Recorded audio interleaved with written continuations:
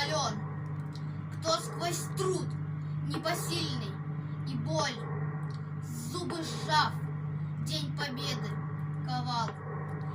И для нас, нерожденных еще, светлый мир на земле создавал. Вечная память жертвам Великой Отечественной войны.